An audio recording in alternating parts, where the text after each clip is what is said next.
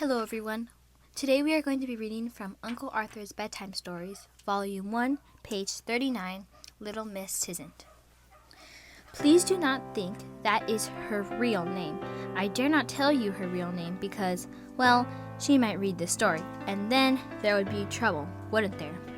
I suppose you have met several little girls just like her. You can always tell them by the number of times they say tisn't during the day. Usually, they have some other words they like to use almost as frequently, such as didn't and wasn't. Already, you have probably guessed that Little Miss Tisn't is just one of those aggravating little girls who are always contracting what other people say. And you have guessed right. Her little brother will come rushing in from the garden, all excited over the fine castle he has made in the sand. "Tisn't," she says, when it would have been just as easy to say, "You have done well, what a splendid castle." Or another brother will come in from school, waving in his hand a map he has drawn. "Look at this," he cries, boyish pride. "Isn't this good?" "Tisn't," says his sister. "It is a very poor thing. Any dunce could do that." Whereupon a quarrel is started, which takes a long time to settle. But Miss Tisn't doesn't stop contradicting her brothers and sisters. She tries it even with her mother and father.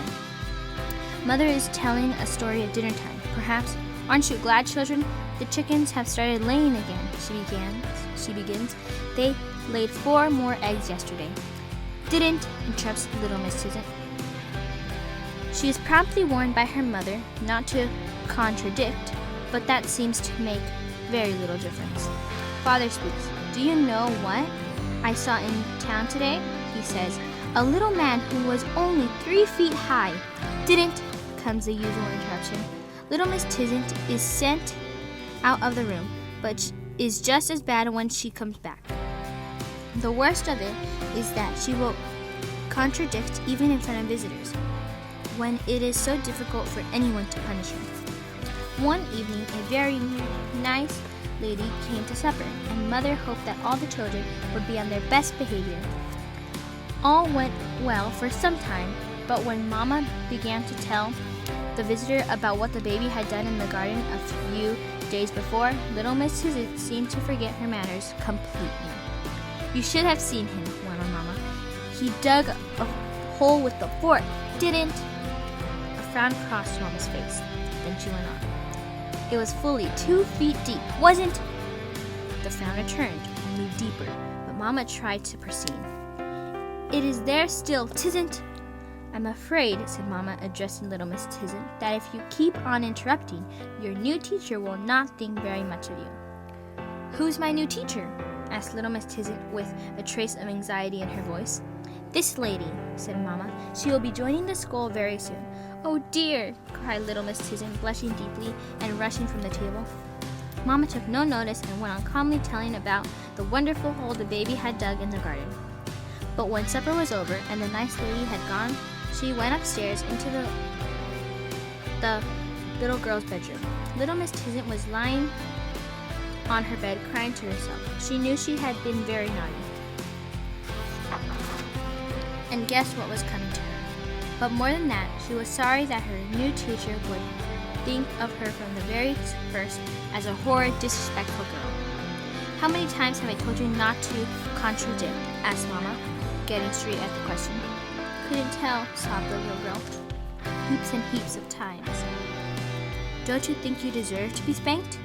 "Yes, Mama." More sobs. "Well, I'm not going to spank you this time. I'm going to tell you something if you'll listen." "Yes, Mama." Sobs subsiding a little.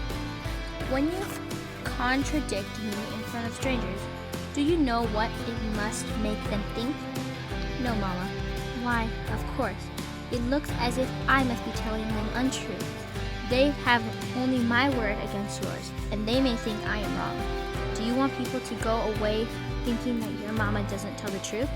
"Oh, no, no, Mama. I didn't think of that," cried Little Miss Tisn't. "Well, that's how it is, and whether strangers are here or not, You should never contradict unless in the nicest possible way, allowing for the possibility that the other person may be right after all. And really, isn't it very silly for a little child to try to make out she knows more than everybody else around her, young and old? I suppose it is, said little Miss Tisn't. And you won't do it any more? No, Mama, never ever.